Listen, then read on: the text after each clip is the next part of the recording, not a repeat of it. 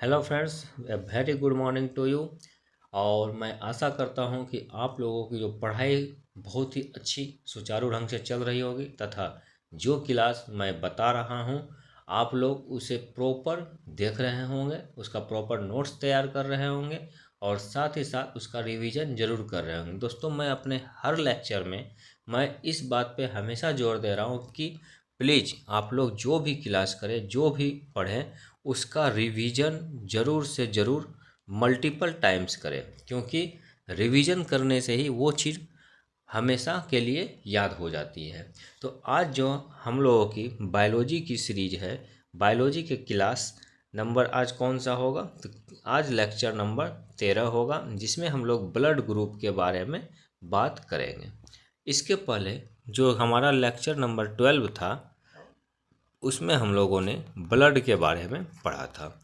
तो जैसा आप लोग जानते हैं कि हमारे क्लास की जो स्टार्टिंग होती है, किसी भी लेक्चर की स्टार्टिंग होती है तो प्रीवियस क्लास के जो क्वेश्चंस होते हैं उसके द्वारा होती है।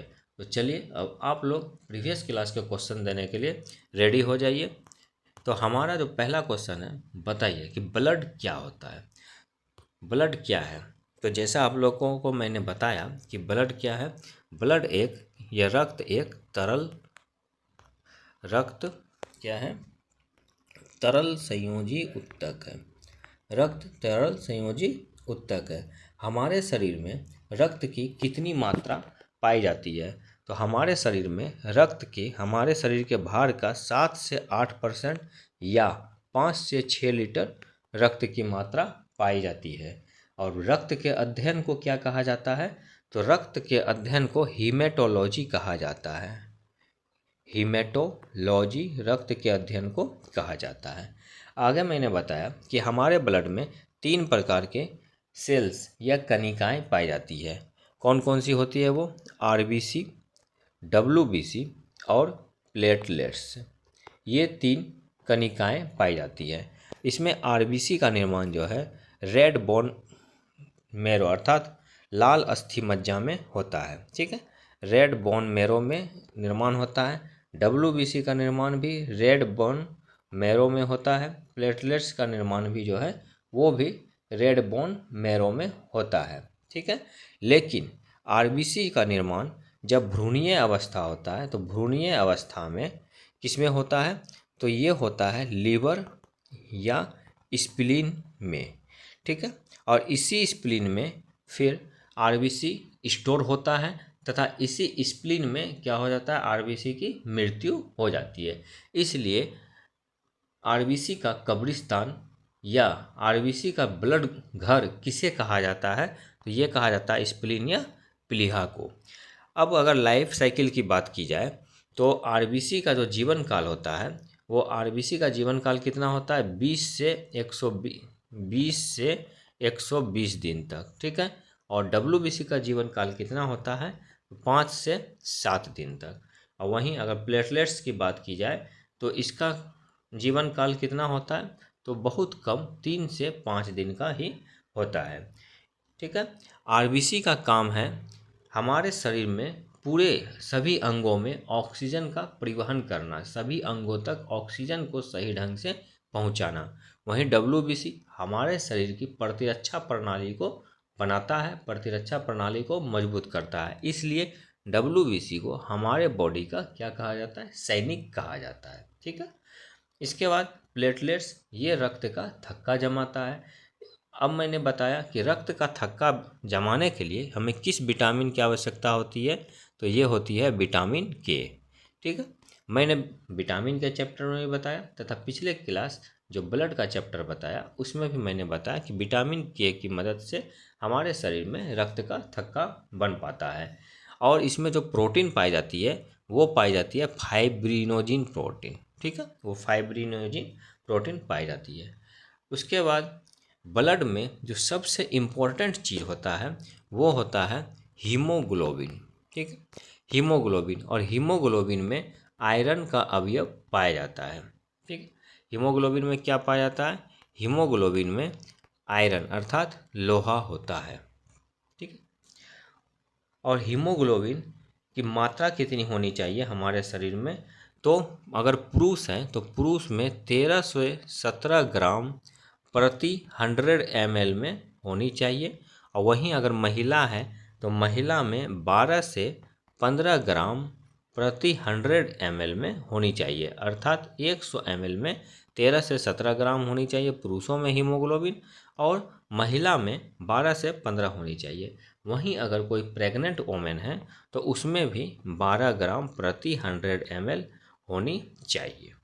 ठीक है, अगला क्वेश्चन का जवाब दीजिए कि हीमोग्लोबिन की कमी से कौन सा रोग हो जाता है। तो हीमोग्लोबिन की कमी से कौन सा रोग होता है? एनीमिया। ठीक है, एनीमिया हीमोग्लोबिन की कमी से होता है। ठीक, और इसके पहले मैंने क्या बताया कि आरबीसी को कहाँ संग्रहित किया जाता है, या आरबीसी का स्टोरेज कहाँ किया जाता है? वो किया जाता है स्प्लीन या प्लीहा में किया जाता है। और ऐसे ही आरबीसी का कब्रिस्तान या आरबीसी का बूचर खाना भी कहा जाता है। क्यों? क्योंकि वहीं पे 20 से 120 दिन के बाद आरबीसी नष्ट हो जाता है, उसकी मृत्यु हो जाती है और वहीं पे वो स्टोर होते चला जाता है। ठीक, इसके बाद डब्ल्यूबीसी के कितने अवयव हैं? तो डब्ल्यूबीसी के 2 अवयव होते हैं, एक होते हैं कनिकामय और दूसरे होते हैं अकनिकामय। ठीक है, ये कनिकामय में कौन कौन से पाए जाते हैं? तो इसमें पाए जाते हैं न्यूट्रोफिल, इस्नोफिल और बेसोफिल। न्यूट्रोफिल जो होता है ये बैक्टीरिया, जितने भी हमारे शरीर की बैक्टीरिया होती है उसको क्या करता है? ये भक्षण कर लेता है। इस्नोफिल, जो भी एलर्जिक प्रॉब्लम होती है वो इस्नोफिल के कारण हो जाती है। और अकनिकामय में 2 अवयव होते हैं, एक होता है मोनोसाइट और एक होता है लिम्फोसाइट। मोनोसाइट में जो केंद्रक होता है वो घोड़े की नाल के समान होता है, और लिम्फोसाइट 2 प्रकार का होता है, एक टी लिम्फोसाइट, एक बी लिम्फोसाइट। और बी लिम्फोसाइट जो है याददाश्त ग्रंथि के रूप में कार्य करती है। ये सब चीज़ मैंने बता दिया है पिछले क्लास में। ठीक है, इसके बाद डेंगू या चिकनगुनिया में हमारे शरीर का कौन सा कणिका में कमी देखी जाती है? तो ये देखी जाती है प्लेटलेट्स में। जब डेंगू या चिकनगुनिया होता है तो प्लेटलेट्स हमारा बहुत ही ज़्यादा डाउन हो जाता है। तो ये था पिछले क्लास का कुछ क्वेश्चन, एक ओवरव्यू हम लोगों ने देख लिया। अब हम लोग आज की क्लास स्टार्ट करेंगे, और आज जो है हमारा लेक्चर नंबर 13 है, और ये क्या है? Blood group. ब्लड ग्रुप के बारे में हम लोग पढ़ेंगे। तो चलिए स्टार्ट करते हैं, और मैं आशा करता हूँ कि आप लोगों को ये वीडियो बहुत ही पसंद आएगा, और जैसा जैसा मैं बताते जा रहा हूँ वैसे वैसे आप लोग भी एक प्रॉपर नोट्स बनाते जाइए, और उस नोट्स का मल्टीपल टाइम रिवीजन कीजिए। और अगर आप लोगों को इस वीडियो से कुछ मिल रहा है, कुछ आप पा रहे हैं, तो यार प्लीज़ लाइक करते जाइए, अपने दोस्तों को जिसको ज़रूरत है उसको शेयर करते जाइए। तो चलिए आज का क्लास हम लोग स्टार्ट करते हैं। तो ब्लड ग्रुप, तो ब्लड ग्रुप की खोज किसने की थी? तो ब्लड ग्रुप की खोज कार्ल लैंडस्टीनर ने की थी। ठीक है, कार्ल लैंडस्टीनर ने ब्लड ग्रुप की खोज की थी। कब की थी? 1900 में। इन्होंने बताया कि मानव में कोई भी 2 समान रक्त समूह नहीं पाए जाते हैं। अर्थात कहने का है कि सभी मनुष्यों में एक समान रुधिर नहीं पाए जाते हैं। ठीक है, कार्ल लैंडस्टीनर ने 1900 में यह बताया कि जितने भी मनुष्य हैं सभी में ब्लड ग्रुप, मतलब सभी में एक ही जैसे ब्लड नहीं पाए जाते हैं, सभी में अलग अलग ब्लड ग्रुप पाने की ज़्यादातर संभावना होती है। उसके बाद उन्होंने कहा कि किसी भी रक्त में, किसी भी ब्लड में 2 प्रकार के अवयव पाए जाते हैं, एक होता है एंटीजन और दूसरा होता है एंटीबॉडी। ठीक है, एक होता है एंटीजन और दूसरा एंटीबॉडी होता है। एंटीजन को एग्लूटोनिजिन्स भी कहते हैं, और वहीं एंटीबॉडी को एग्लूटिनिन्स कहते हैं। एंटीजन को क्या कहा जाता है? एग्लूटोनिजॉन्स, और एंटीबॉडी को एग्लूटिनिन्स कहा जाता है। एंटीजन आरबीसी की सतह पर पाए जाते हैं, ये ग्लाइकोप्रोटीन के बने होते हैं। एंटीजन जो होते हैं ये कहाँ पाए जाते हैं, तो आरबीसी की सतह पर पाए जाते हैं और ग्लाइकोप्रोटीन के बने होते हैं। वहीं एग्लूटिनिन्स प्लाज्मा में पाए जाते हैं और ग्लोब्यूलिन प्रोटीन के बने होते हैं।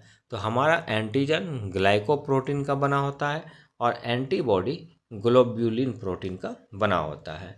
अब देखिए कि ब्लड ग्रुप जो है टोटल कितने प्रकार के होते हैं, तो ब्लड ग्रुप 4 प्रकार के बताया गया। पहला ए, दूसरा बी, तीसरा ए बी और चौथा ओ। ये 4 प्रकार के ब्लड ग्रुप को बताया गया।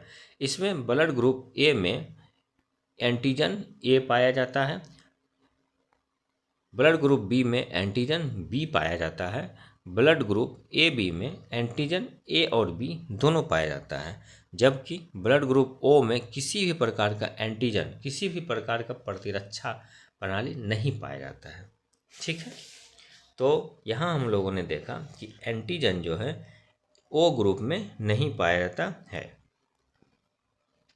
ठीक है, इसके बाद आता है एंटीबॉडी। एंटीबॉडी मतलब प्रतिरक्षा। तो इसमें देखिए याद करने का क्या है कि ऑपोजिट पाया जाता है। ठीक है, अगर ब्लड ग्रुप ए में एंटीबॉडी बी पाया जाता है, ब्लड ग्रुप बी में एंटीबॉडी ए पाया जाता है, वहीं ब्लड ग्रुप ए बी में किसी भी प्रकार का कोई एंटीबॉडी नहीं पाया जाता है और ब्लड ग्रुप ओ में दोनों एंटीबॉडी ए और बी पाया जाता है। तो यहाँ से जो क्वेश्चन पूछा जाता है, ये मोस्ट कॉमन क्वेश्चन जो होता है ये होता है कि इसमें से किस ब्लड ग्रुप में एंटीजन अनुपस्थित होता है। तो ओ ब्लड ग्रुप में एंटीजन अनुपस्थित होता है। कौन से ब्लड ग्रुप में एंटीबॉडी अनुपस्थित होते हैं, तो ए बी ब्लड ग्रुप में एंटीबॉडी अनुपस्थित होते हैं। ठीक है, तो ब्लड ग्रुप की खोज किसने की, तो ब्लड ग्रुप की खोज लैंड स्टीनर ने की 1900 ईस्वी में। इन्होंने बताया कि सभी मनुष्य में एक समान ब्लड ग्रुप नहीं पाए जाते हैं। ठीक है, तो उन्होंने फिर ब्लड ग्रुप को 4 भागों में बांटा, ए बी, ए बी और ओ। इसमें उन्होंने बताया कि एंटीजन और एंटीबॉडी 2 प्रकार के मुख्य रूप से अवयव होते हैं जो कि हमारे शरीर में पाए जाते हैं। एंटीजन ग्लाइकोप्रोटीन के बने होते हैं और वहीं एंटीबॉडी ग्लोब्यूलिन प्रोटीन के बने होते हैं। उसके बाद उन्होंने कहा कि ब्लड ग्रुप ए में एंटीजन ए बी में बी, ए बी में ए बी उपस्थित होते हैं, लेकिन ओ में किसी प्रकार का एंटीजन नहीं पाया जाता है और वहीं ब्लड ग्रुप ए में बी एंटीबॉडी, बी में ए एंटीबॉडी, ए बी में किसी प्रकार का कोई भी एंटीबॉडी नहीं पाया जाता है, ओ में ए और बी दोनों प्रकार का एंटीबॉडी पाया जाता है। इसके बाद इन्होंने कहा कि रक्ताधान अर्थात रक्त को कैसे एक शरीर से दूसरे शरीर में लिया जाए, इसका भी प्रोसेस को बताया। ठीक है, तो इसका जो प्रोसेस को बताया वो सबसे पहले बताया किसने, जॉन बैप्टिस्ट ने। रक्ताधान का जो प्रोसेस को बताया वो सबसे पहले बताया जॉन बैप्टिस्ट ने। ठीक, आगे देखते हैं।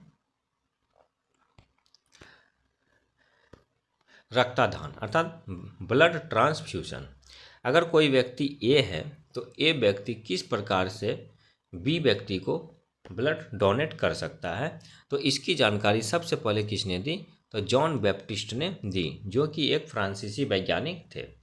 और इन्होंने जो टेस्ट किया, क्या किया कि 15 वर्षीय बालक को लिया और भेड़ के ब्लड से रक्ताधान करवाया। ठीक है, अर्थात भेड़ के ब्लड को 15 वर्षीय बालक में ब्लड को ट्रांसफ्यूजन करवाया। अब याद रखने वाली जो बात है वो क्या है कि ब्लड हमेशा सेम ग्रुप वाले में ट्रांसफ्यूजन किया जाता है। अगर मान के चलिए किसी का ब्लड ग्रुप ए है तो वो केवल ए ब्लड ग्रुप वाले से ही रक्ताधान या ब्लड ट्रांसफ्यूजन कर सकता है, अगर बी है तो वो बी से ही कर सकता है। तो इसी को हम लोग एक चार्ट के माध्यम से बढ़िया से समझेंगे। ठीक है, देखिए ब्लड ग्रुप ए, हम लोग इस चार्ट में देख रहे हैं कि हमारा यहाँ पे ब्लड ग्रुप है, इधर एंटीजन कौन सा उपस्थित होगा, एंटीबॉडी कौन सा उपस्थित होगा, ये किसे डोनेट कर सकता है, ये किससे एक्सेप्ट कर सकता है और इसका परसेंटेज वेटेड कितना होगा। अगर ब्लड ग्रुप ए की बात की जाए तो ए में एंटीजन ए पाया जाता है, एंटीबॉडी बी पाया जाता है। ए ब्लड ग्रुप जो अपना ब्लड को डोनेट करेगा वो केवल अपने ब्लड ग्रुप ए और ए बी वाले को करेगा। ठीक है, तो ए ब्लड ग्रुप किसको ब्लड डोनेट करेगा, ए और ए बी वाले को, लेकिन ये एक्सेप्ट किससे करेगा, तो सिर्फ ए वाले से करेगा और ओ वाले से करेगा। इसे आप बढ़िया से भी ध्यान से समझिए, इसके बाद मैं इसे याद रखने की एक विधि बताऊंगा। ठीक है, तो ए ब्लड ग्रुप किसको देगा, तो अपने ग्रुप वाले ए को देगा और किसे देगा, ए बी को देगा। और ये लेगा किससे, तो अपने ग्रुप वाले ए से लेगा और किससे लेगा, ओ से लेगा। इसका जो वेटेज होता है ये होता है 25%। ठीक है, तो ये उतना इम्पोर्टेंट नहीं है, इधर का ये इम्पोर्टेंट है। ठीक है, और ए ब्लड ग्रुप में कौन सा एंटीजन पाया जाता है, ए पाया जाता है, एंटीबॉडी बी पाया जाता है।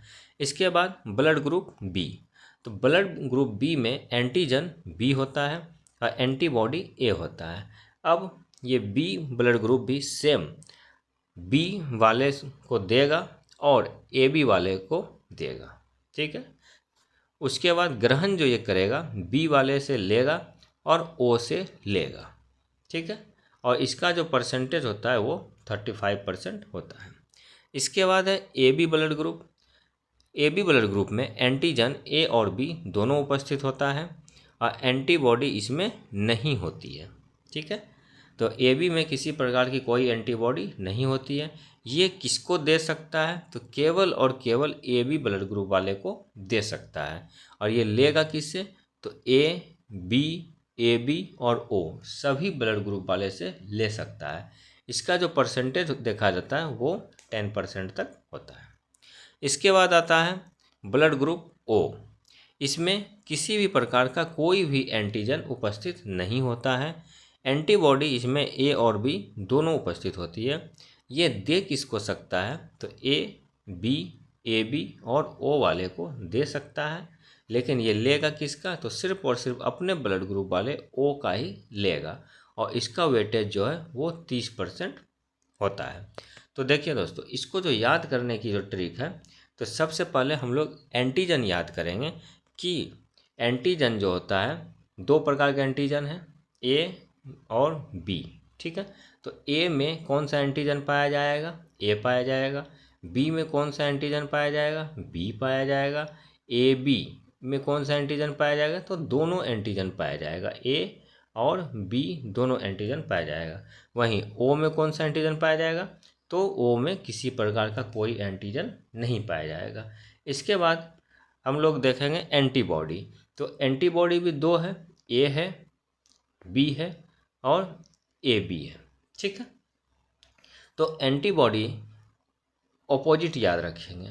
ए ब्लड ग्रुप में बी एंटीबॉडी पाया जाएगा, बी ब्लड ग्रुप में ए एंटीबॉडी पाया जाएगा। वहीं ए बी ब्लड ग्रुप में किसी भी प्रकार का एंटीबॉडी नहीं पाया जाएगा।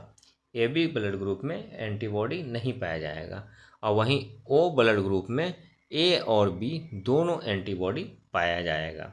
ठीक है, अब देखते हैं कि कौन सा ब्लड ग्रुप कौन से ब्लड ग्रुप वाले को रक्त दे सकता है। तो इसको जो याद रखने की विधि है, अगर ए ब्लड ग्रुप वाला है तो ये अपने ब्लड ग्रुप ए को देगा और ए बी को देगा। दोस्तों, ए बी को सभी ब्लड दे सकता है, अर्थात ए बी ब्लड ग्रुप सभी से ब्लड ले सकता है। ठीक है, इस चीज़ को याद रखिएगा। तो ए ब्लड ग्रुप वाला किसको देगा, ए को देगा और जो सभी से ले सकता है वो ए बी है तो उसको देगा। ठीक है, वहीं बी ब्लड ग्रुप वाला किसको देगा, तो बी को देगा और जो सबसे ले सकता है ए बी ब्लड ग्रुप वाला इसको देगा। ठीक है, उसके बाद ए बी ब्लड ग्रुप वाला जो है ये सिर्फ और सिर्फ अपने ब्लड ग्रुप ए बी को ही देगा और ओ ब्लड ग्रुप ये सब को देगा। ए को भी दे सकता है, बी को भी दे सकता है, ए बी को भी दे सकता है और ओ को भी दे सकता है। तो ओ ब्लड ग्रुप सभी को ब्लड देगा और ए बी ब्लड ग्रुप जो है वो सभी से ब्लड लेगा। ठीक है, इतना समझ गए। अब आगे है कि ये किससे किससे ब्लड ग्रहण कर सकता है। तो हमारा जो ए ब्लड ग्रुप है ये अपने ब्लड ग्रुप ए वाले से ग्रहण करेगा, और जैसा कि मैंने इसके पहले बताया कि ओ जो है वो सभी को दे सकता है, तो अर्थात ये सभी ए ओ से भी ग्रहण करेगा। ठीक है, यहीं अगर बी की बात की जाए तो बी अपने ब्लड ग्रुप बी वाले से ब्लड लेगा, और किससे लेगा, ओ जो कि सभी को दे सकता है उससे लेगा। ठीक है, ए बी ब्लड ग्रुप जो है ये किससे लेगा, तो ये ए से भी लेता है, ये बी से भी लेता है, ये ए बी से भी लेता है, और जो सबको देने वाला है ओ इससे भी लेता है। वहीं अगर ओ ब्लड ग्रुप की बात की जाए तो ये केवल और केवल ओ ब्लड ग्रुप वाले से ही ब्लड लेगा, किसी दूसरे से ब्लड नहीं लेगा। तो यहाँ हम लोगों ने इस चार्ट को समझा कि कौन सा ब्लड ग्रुप किसको ब्लड दे सकता है और किससे ब्लड ले सकता है, तथा किसमें एंटीबॉडी कौन सा पाया जाता है तथा कौन सा एंटीजन पाया जाता है। अब एक टर्म आता है RH फैक्टर। ये RH फैक्टर जो है बहुत ही इम्पोर्टेंट है ब्लड ट्रांसफ्यूशन के समय में। ठीक है, इस RH फैक्टर की खोज लैंड स्टीनर व वीनर ने की थी। किसने की थी, तो लैंड स्टीनर और वीनर ने मिलकर ये RH फैक्टर की खोज की थी, और सबसे पहले जो है मकाका रिसस बंदर में इसे देखा गया था। ठीक है, तो इसमें RH फैक्टर में दो प्रकार का एंटीजन पाया जाता है, एक होता है RH पॉजिटिव और दूसरा होता है RH निगेटिव। ठीक है, RH पॉजिटिव जो है वो पूरे वर्ल्ड में 85% लोगों में पाया जाता है, और RH निगेटिव रेस्ट 15% लोगों में पाया जाता है। वहीं अगर हमारे भारत में बात की जाए तो RH पॉजिटिव 93% लोगों में पाया जाता है, और RH निगेटिव जो है वो 7% लोगों में पाया जाता है। तो अब इसमें देखिए सबसे इम्पोर्टेंट क्या है कि सेम फैक्टर वाला, ये सेम फैक्टर वाला ही ब्लड ट्रांसफ्यूशन हो सकता है। अगर फैक्टर अलग है और ब्लड ग्रुप सेम है तो भी ट्रांसफ्यूशन में समस्या आने की संभावना होती है। तो उसे हम लोग फिर एक चार्ट की मदद से समझेंगे कि देखिए कि कौन ब्लड दे सकता है और कौन ले सकता है। अगर RH फैक्टर पॉजिटिव है तो ये सिर्फ और सिर्फ RH फैक्टर पॉजिटिव वाले को ही ब्लड दे सकता है। ये ले किससे सकता है, तो RH पॉजिटिव और RH निगेटिव दोनों से ले सकता है।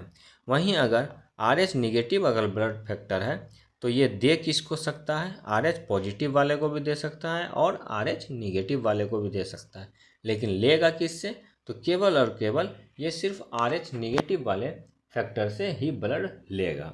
ठीक है, तो RH पॉजिटिव वाला RH पॉजिटिव को दे सकता है, RH निगेटिव वाला दोनों को दे सकता है, और लेना किससे है, तो RH पॉजिटिव वाला दोनों से ले सकता है, और RH निगेटिव वाला सिर्फ और सिर्फ RH निगेटिव वाले से ही ले सकता है।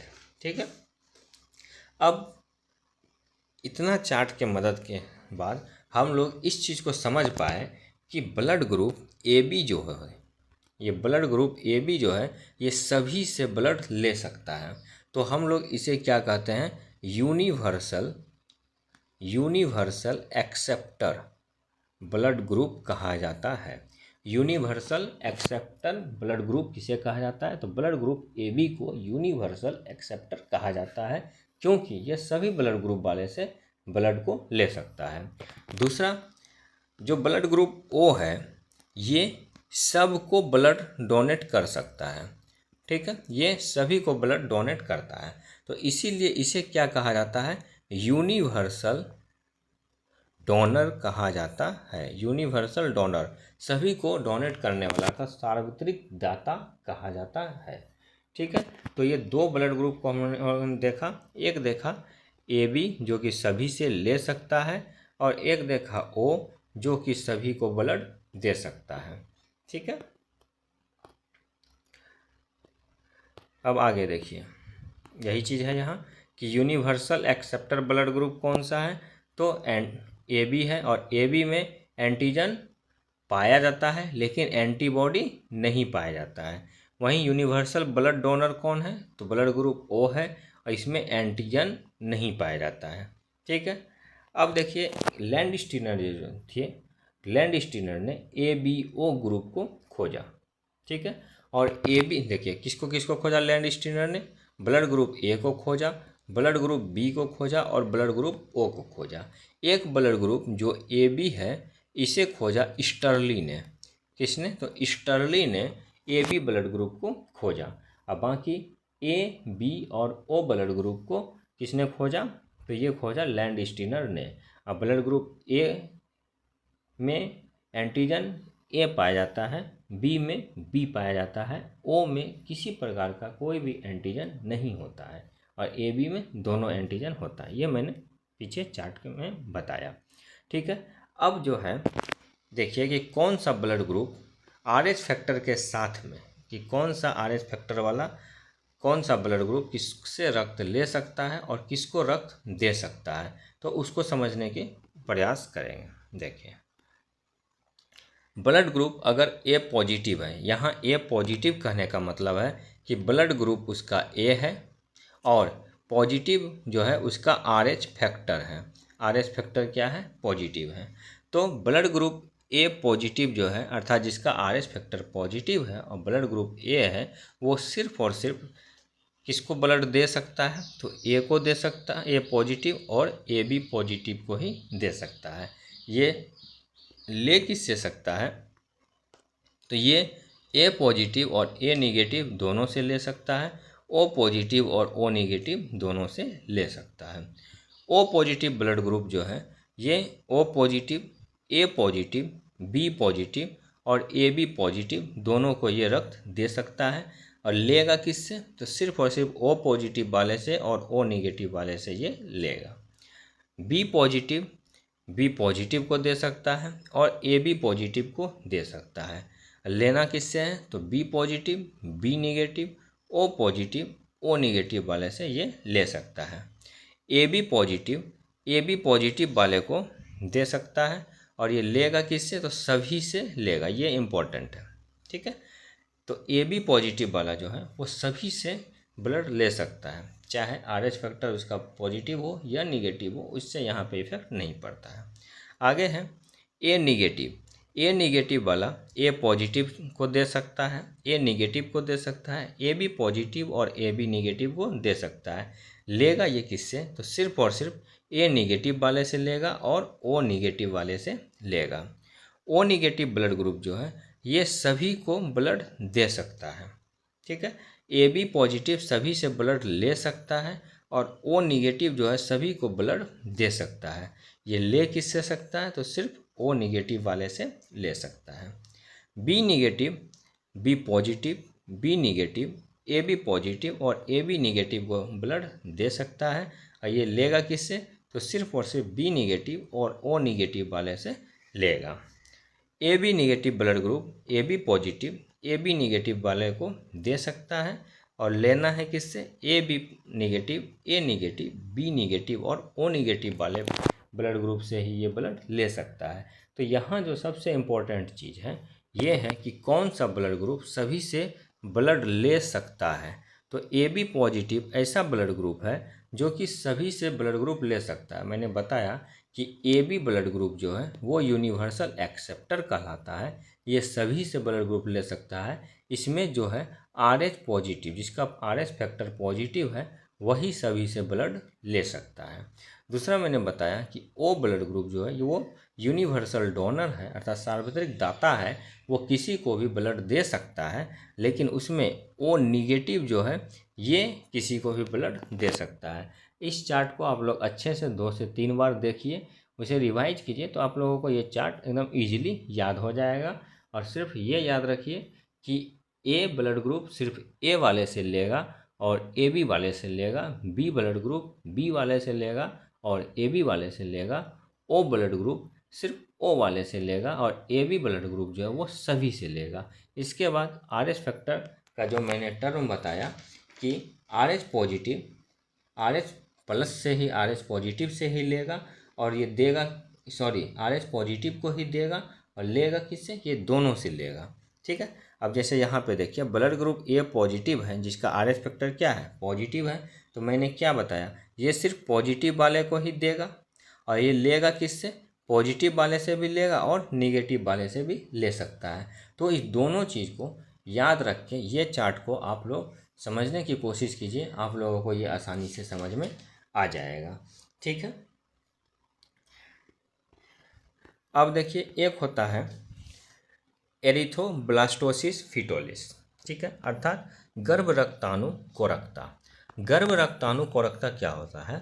यदि RH निगेटिव वाला ब्लड ग्रुप वाला कोई माता है, ठीक है, उसके गर्भ में अगर RH पॉजिटिव ब्लड ग्रुप वाला बच्चा हो जाता है, जैसे कोई भी माता है, उस माता के का ब्लड ग्रुप जो है वो RH निगेटिव है, ठीक है, और उसके गर्भ में जो बच्चा पल रहा है उसका ब्लड फैक्टर क्या है? RH पॉजिटिव है। ठीक है, तो यहाँ पे क्या होता है कि माता के शरीर में एंटीजन बनना स्टार्ट हो जाता है।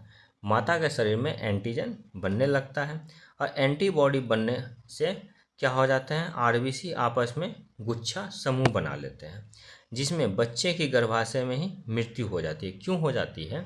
क्योंकि RH निगेटिव और RH पॉजिटिव जब दोनों आपस में मिलते हैं तो हमारा जो RBC है वो ब्लड का सर्कुलेशन न करके वो क्या करते हैं? एक गुच्छा के रूप में जमा होते चले जाते हैं। ठीक है, वो गुच्छा का ग्रुप बना लेते हैं, जिससे बच्चे की क्या हो जाती है? मृत्यु हो जाती है। इसी बीमारी को एरिथ्रोब्लास्टोसिस फीटलिस या गर्भ रक्ताणु कोरकता कहते हैं। ठीक है, इस रोग के निदान के लिए जो प्रथम प्रसव होता है, ठीक है, जिसमें डिलीवरी होती है, तो 24 घंटे के भीतर ही जो है वो माता को प्रति LGG, ठीक है, एक आता है LGG, LGG एंटीजन आता है। ठीक है, ये एंटी RHD होता है, इसका टीका लगाया जाता है। किसका टीका लगाया जाता है? तो LGG का टीका लगाया जाता है। ठीक है, इन्हें रोहगम एंटीजन कहा जाता है। ठीक है, तो यहाँ देखिए जो समझने वाली बात है कि एरिथ्रोब्लास्टोसिस एक डिजीज कह सकते हैं। ये क्या होता है? इसमें माता का अगर ब्लड ग्रुप RH निगेटिव है और जो संतान का उत्पत्ति हो रहा है उसका अगर ब्लड ग्रुप RH पॉजिटिव है, तो यहाँ पे हमारी RBC क्या करती है? ब्लड का एक ग्रुप, एक गुच्छा समूह बना लेती है, जिससे क्या होता है कि बच्चे ब्लड का सर्कुलेशन सही ढंग से नहीं हो पाता है और बच्चे की गर्भ में ही मृत्यु हो जाती है।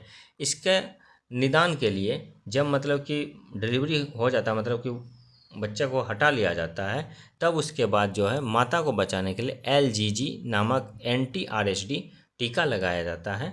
ठीक है, जिसे रोगम एंटीजन भी कहा जाता है। अब एक और याद रखने वाली बात है कि जिस समय हम लोग ब्लड का डोनेशन या ब्लड का ट्रांसफ्यूज़न करते हैं तो उस समय सिर्फ ब्लड ग्रुप ही इम्पोर्टेंट नहीं होता है, बल्कि उसका जो RH फैक्टर है वो भी ध्यान में रखा जाता है। ये चीज़ मैंने बताया इस चार्ट में कि कौन सा ब्लड ग्रुप वाला किससे ब्लड ग्रुप ले सकता है और किसको दे सकता है। तो यदि मान के चलिए कि RH पॉजिटिव वाला कोई व्यक्ति है और RH निगेटिव वाले व्यक्ति के साथ अगर ब्लड का ट्रांसफ्यूज़न करता है, मान के चलिए किसी का ब्लड ग्रुप RH पॉजिटिव है और कोई अदर पर्सन है उसका ब्लड ग्रुप RH निगेटिव है, तो अगर इन दोनों के बीच में ब्लड का ट्रांसफ्यूज़न किया जाए तो जो एक्सेप्टर है कौन है? तो RH पॉजिटिव वाला है। ठीक है, तो इसमें क्या हो जाएगा? LGG नामक एंटीजन ऑटोमेटिक बनने लगेगा। ठीक है, और फिर ये क्या करेगा? RBC, जो हमारा RBC है उसका क्या करने लगेगा? गुच्छा बनाने लगेगा। ठीक है, ब्लड का सर्कुलेशन सही ढंग से नहीं होगा तो वो क्या करेगा? गुच्छा बनाने लगेगा। और ये जो RH पॉजिटिव वाला है ये RH निगेटिव वाले से ब्लड ग्रहण कर सकता है। बात को समझे? यहाँ क्या है कि अगर RH पॉजिटिव का RH निगेटिव व्यक्ति के साथ स्थानांतरित किया जाए तो जो एक्सेप्टर RH पॉजिटिव होता है उसमें क्या हो जाता है? LGG एंटीजन उत्पन्न होने लगता है। ठीक है, और ये क्या करता है? RBC का पूरा ग्रुप बना देता है। अब वो तो इसलिए RH पॉजिटिव वाला व्यक्ति जो है RH निगेटिव वाले से रक्त ग्रहण कर सकता है, लेकिन रक्त को दे नहीं सकता है। ये ग्रहण कर सकता है, मैंने बताया कि पॉजिटिव वाला जो है सिर्फ लेगा किससे? RH पॉजिटिव और RH निगेटिव वाले से लेगा, लेकिन ये देगा किसको? तो सिर्फ और सिर्फ RH पॉजिटिव वाले को दे सकता है, RH निगेटिव वाले को नहीं दे सकता है। अगर ये RH निगेटिव वाले को दे दिया तो RBC जो है वो क्या करेगा, ग्रुप बनाने लगेगा, जिससे कि ब्लड का सर्कुलेशन खत्म हो जाता है।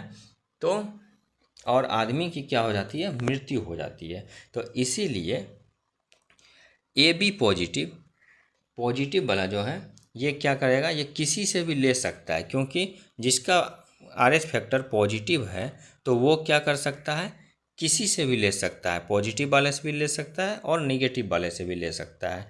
वहीं अगर आपका निगेटिव फैक्टर है तो ये किसी को भी दे सकता है, ठीक है। ये किसी को भी दे सकता है, पॉजिटिव वाले को भी दे सकता है, नेगेटिव वाले को भी दे सकता है। तो आज के बाद से जब भी ब्लड का ट्रांसफ्यूशन कराइए तो आर एच फैक्टर को माइंड में ज़रूर रखिए। चलिए अब आगे बढ़ते हैं। अब देखिए कि अगर मान के चलिए माता का ब्लड ग्रुप एक है और पिता का ब्लड ग्रुप कोई दूसरा है या वही सेम है, तो जो उनसे जो उत्पन्न बच्चा होगा, इस बच्चे का ब्लड ग्रुप क्या हो सकता है, इसको हम लोग इस चार्ट की मदद से समझने का प्रयास करेंगे। अगर मान के चलिए माता का ब्लड ग्रुप ए और पिता का ब्लड ग्रुप ए है, तो बच्चों में जो संभव है वो ए और ओ ब्लड ग्रुप होगा। वहीं दोनों में से किसी में बी नहीं है, तो ना तो बी ब्लड ग्रुप होगा और ना ही ए बी ब्लड ग्रुप होगा, ठीक है। अगर माता में ए और पिता में बी, दोनों में किसी में एक है, तो बच्चों में जो संभव ब्लड ग्रुप है वो ए हो सकता है, बी हो सकता है, ए बी हो सकता है और ओ भी हो सकता है। लेकिन ऐसा कोई भी नहीं है जो कि नहीं होगा, ठीक है। अर्थात सभी का सभी ब्लड ग्रुप हो सकता है यदि माता का ए और पिता का बी या माता का बी और पिता का ए है, तो बच्चों में सभी प्रकार का ब्लड ग्रुप पाया जा सकता है। अगर ब्लड ग्रुप ए और ओ है माता पिता का, तो बच्चों में जो संभव है वो ए और ओ ही होगा। कौन सा नहीं होगा, तो बी और ए बी नहीं होगा। अगर माता या पिता में ए और ए बी है, तो जो बच्चे होंगे उसमें ए बी और ए बी ही होंगे, ओ ब्लड ग्रुप संभव नहीं है। अगर माता पिता का ब्लड ग्रुप सेम है, बी है, तो जो बच्चों में होंगे वो बी और ओ होंगे, ए और ए बी ब्लड ग्रुप नहीं होंगे। इसके बाद अगर माता में बी और पिता में ए बी है, तो ए बी और ए बी ब्लड ग्रुप होंगे, ओ ब्लड ग्रुप उसमें नहीं होगा। वहीं हम लोगों ने ए और बी में क्या देखा था कि A B A B O सभी ब्लड ग्रुप होंगे, ठीक है। आगे है कि अगर माता में बी और पिता में ओ ब्लड ग्रुप है, तो जो बच्चों में होगा यही सेम ब्लड ग्रुप होगा। कौन सा, बी और ओ, ए और ए बी ब्लड ग्रुप नहीं होगा।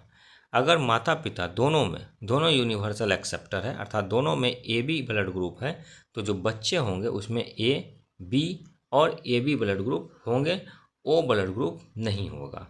वहीं अगर माता पिता में अगर ए बी और ओ ब्लड ग्रुप है, तो ए और बी ब्लड ग्रुप ही बच्चों में होगा, ए बी और ओ ब्लड ग्रुप नहीं होगा। अगर दोनों में यूनिवर्सल डोनर है, अर्थात ओ ब्लड ग्रुप प्रेजेंट है, तो बच्चों में जो होगा वो भी ओ ही होगा, बाकी ए बी और ए बी नहीं होगा, ठीक है। तो अगर माता पिता में कौन सा ब्लड ग्रुप पाया जाए जो कि बच्चों में सभी प्रकार का ब्लड ग्रुप पाया जा सकता है, तो वो है ए बी, माता में ए और पिता में बी, या माता में बी और पिता में ए, ऐसा ब्लड ग्रुप है जिनके बच्चों में सभी प्रकार का ब्लड ग्रुप पाया जाएगा, ठीक है। और ओ अगर माता और पिता दोनों का ब्लड ग्रुप है, तो उनके बच्चों में सिर्फ और सिर्फ ओ ब्लड ग्रुप ही पाया जाएगा। तो इस चार्ट को भी जो है आप लोग एक बार अच्छे से समझने का प्रयास कीजिएगा, इसको अच्छे से पढ़िएगा, तो आप लोगों को ये चार्ट भी क्लियर हो जाएगा। मैं आशा करता हूँ कि मैंने जो भी बताया आप लोगों को वो सही ढंग से समझ में आ गया होगा। तो चलिए अब एक बार इसका हम लोग रिवीजन कर लेते हैं। तो सबसे पहले है कि ब्लड की खोज, ये जो ब्लड ग्रुप है, ब्लड ग्रुप की खोज किसने की थी, तो ब्लड ग्रुप की खोज की थी लैंड स्टीनर ने। कब, 1900 ईस्वी में लैंड स्टीनर ने की थी। इन्होंने बताया कि किसी भी मानव में अर्थात सभी मानव में सेम ब्लड ग्रुप नहीं पाए जाते हैं। तो इन्होंने फिर ब्लड ग्रुप की जो खोज की वो की ए बी और ओ ब्लड ग्रुप की खोज की थी। वहीं AB ब्लड ग्रुप की खोज स्टॉर्ली ने की थी। ठीक है, स्टॉर्ली ने AB ब्लड ग्रुप की खोज की थी। इसके बाद इन्होंने कहा कि हमारे ब्लड में दो प्रकार के अवयव पाए जाते हैं, एक पाए जाते हैं एंटीजन और एक पाए जाते हैं एंटीबॉडी। ठीक है, एक पाया जाता है एंटीबॉडी। ये एंटीजन जो होते हैं ए बी और ए बी होते हैं, जबकि एंटीबॉडी ए बी और ए बी होते हैं। ए ब्लड ग्रुप में एंटीजन ए होता है, बी ब्लड ग्रुप में एंटीजन बी होता है, ए बी ब्लड ग्रुप में एंटीजन ए और बी दोनों होता है।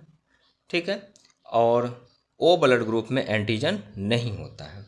वहीं एंटीबॉडी जो है अगर ए ब्लड ग्रुप में देखा जाए तो बी एंटीबॉडी होता है, बी ब्लड ग्रुप में ए एंटीबॉडी होता है, ए बी ब्लड ग्रुप में किसी प्रकार का एंटीबॉडी नहीं पाया जाता है, और ओ ब्लड ग्रुप में ए और बी दोनों एंटीबॉडी प्रेजेंट होते हैं। इसके बाद कि कौन किससे ब्लड ले सकता है, किसको दे सकता है, उसे मैंने एक चार्ट के माध्यम से बताया, जिसमें क्या हम लोगों ने देखा कि एक ब्लड ग्रुप है जो कि यूनिवर्सल एक्सेप्टर कहलाता है, यूनिवर्सल एक्सेप्टर कहलाता है। ये ब्लड ग्रुप कौन सा है, तो ये है ए बी। ये सभी ब्लड ग्रुप वाले से ब्लड ले सकता है। और एक होता है यूनिवर्सल डोनर, यूनिवर्सल डोनर अर्थात सार्वत्रिक दाता। ये ब्लड ग्रुप ओ है जो कि सभी को ब्लड दे सकता है। उसके बाद एक टर्म आया RH फैक्टर। RH फैक्टर को हम लोगों ने देखा। ये RH फैक्टर की जो खोज है ये किसने की थी, तो जॉन बैप्टिस्ट ने की थी, जो कि एक फ्रांसीसी वैज्ञानिक थे। और 15 वर्षीय बालक में भेड़ का रक्तदान करवा के उन्होंने इसकी खोज की थी। तो RH फैक्टर की खोज किसने की थी, तो लैंड स्टीनर व वीनर ने इसकी खोज की थी। इसकी खोज की थी लैंड स्टीनर व वीनर ने इसकी खोज की थी RH फैक्टर की। ठीक है, और रक्तदान सबसे पहले अर्थात ब्लड ट्रांसफ्यूजन सबसे पहले किसने करवाया था, तो जॉन बैप्टिस्ट ने करवाया था। ठीक, तो RH फैक्टर दो प्रकार का होता है, एक होता है पॉजिटिव और एक होता है निगेटिव। जिसमें मैंने बताया कि ये पॉजिटिव वाला सिर्फ पॉजिटिव वाले को ही दे सकता है, लेकिन अगर ये लेगा तो किससे लेगा, पॉजिटिव निगेटिव दोनों से ले सकता है। वहीं RH निगेटिव वाला ये RH पॉजिटिव और निगेटिव दोनों को दे सकता है, लेकिन ये लेगा किससे, सिर्फ और सिर्फ निगेटिव वाला से ही लेगा। इसे भी मैंने एक चार्ट से बताया। ठीक है, अगर RH पॉजिटिव वाला RH निगेटिव वाले से ब्लड ले लेता है तो क्या, ठीक है, अगर RH पॉजिटिव वाला अगर RH निगेटिव वाला को अगर ब्लड दे देता है तो क्या हो जाता है, तो RBC जो है एक गुच्छा, एक समूह बना लेता है, जिससे कि ब्लड का जो है सर्कुलेशन रुक जाता है और हमारी मृत्यु हो सकती है। ठीक है, तो इसमें मृत्यु किसकी हो जाएगी, तो RH पॉजिटिव वाले की मृत्यु हो जाएगी। ठीक, इसके बाद मैंने एक चार्ट में बताया कि ब्लड ग्रुप RH फैक्टर के साथ में किससे ले सकता है और किसको दे सकता है। तो इसमें एक ब्लड ग्रुप आया AB पॉजिटिव। तो ये AB पॉजिटिव जो है ये सभी से, एवरीवन से, सभी से ब्लड ले सकता है। और वहीं एक ब्लड ग्रुप आया O निगेटिव, ये सभी को ब्लड दे सकता है। तो यूनिवर्सल एक्सेप्टर एक्चुअली में AB पॉजिटिव है, ऐसे आप लोग याद रखिए। कुछ एग्जाम में RH फैक्टर के साथ भी पूछ दिया जाएगा कि इसमें से यूनिवर्सल एक्सेप्टर कौन है, तो AB पॉजिटिव है। और यूनिवर्सल डोनर कौन है, O निगेटिव यूनिवर्सल डोनर है।